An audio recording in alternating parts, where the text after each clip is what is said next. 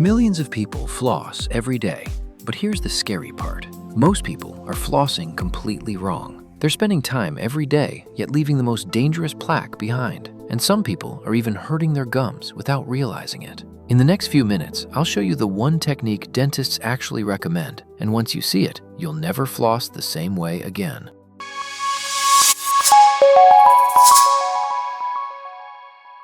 Hey everyone, welcome back to Dr. Dentic, where we separate dental myths from dental facts. Let me ask you something. Be honest. Have you been flossing like this? You slide the floss between your teeth, saw it back and forth a couple of times, pull it out, move to the next tooth. If that's you, don't worry, you've got plenty of company. In fact, this is exactly how millions of people floss every single day. The problem? It isn't actually cleaning your teeth the way you think. Here's what most people believe. If the floss goes between my teeth, I'm done. Unfortunately, that's not how plaque works. Plaque doesn't just float in the empty space between your teeth. It sticks tightly to the sides of your teeth, almost like glue. Imagine trying to clean a dirty window. Would you just wave the cloth through the air? Of course not. You press the cloth against the glass and wipe it. Your teeth work exactly the same way. If the floss simply slides through the contact point and comes right back out, you may remove a few food particles, but you're leaving much of the sticky plaque behind. And that's the plaque responsible for cavities, bad breath, and gum disease. Let's talk about the biggest mistakes. The first mistake is snapping the floss into the gums. You've probably done it before. The floss suddenly slips, hits the gum. Ouch! Besides being painful, repeatedly snapping the floss into your gums can traumatize the delicate gum tissue and make flossing feel unpleasant.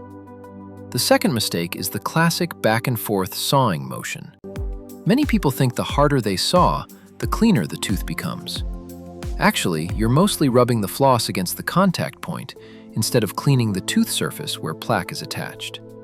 The third mistake? Cleaning only one tooth. Every space between your teeth actually belongs to two different teeth.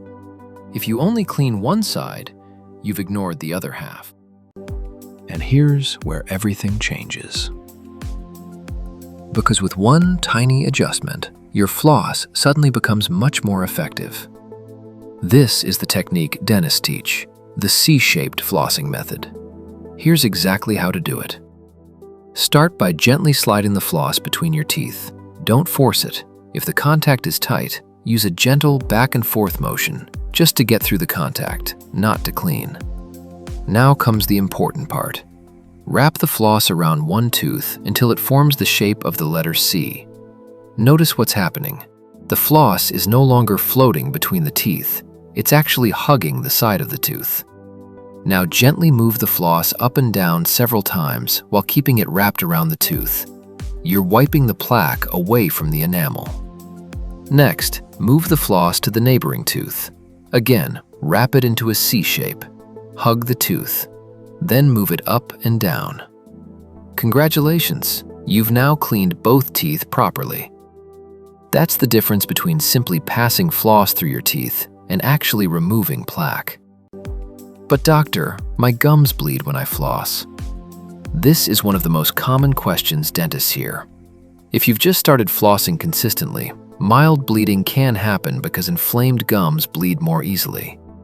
In many cases, gentle daily flossing, combined with proper brushing, helps the inflammation improve over time. However, if the bleeding is heavy, painful, or continues for more than a week or two despite good oral hygiene, it's time to visit your dentist to check for gum disease or other problems. Another question. Should I floss before brushing or after? The most important thing is that you floss every day.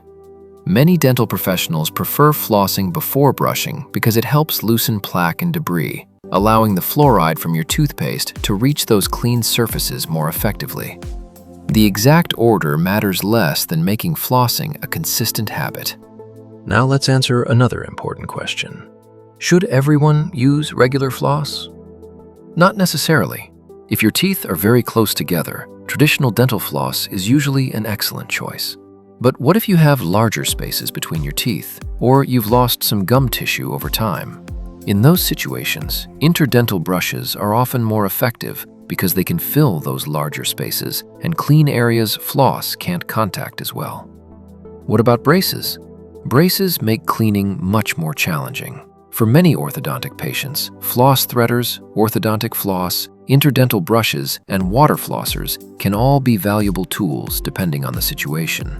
And then we have water flossers. They're especially helpful for people with braces, bridges, implants, or limited hand dexterity. They flush out food debris and reduce plaque around hard-to-reach areas. But here's the important point. For many people, a water flosser works best alongside proper mechanical cleaning, not necessarily as a complete replacement for floss. Different mouths have different needs. The best tool is the one that matches your teeth, your gums, and your dental condition. So, before you floss tonight, remember this simple rule. Don't just pass the floss between your teeth. Wrap it, hug the tooth, wipe the plaque away. That one small change can make a huge difference in protecting your teeth and your gums. If you learned something new today, hit the like button. It really helps the channel. Subscribe to Dr. Dentic for more practical, evidence-based dental tips that can improve your smile one habit at a time. And tell me in the comments, were you using the C-shaped technique before watching this video? Or did you just discover it today? I'll see you in the next one.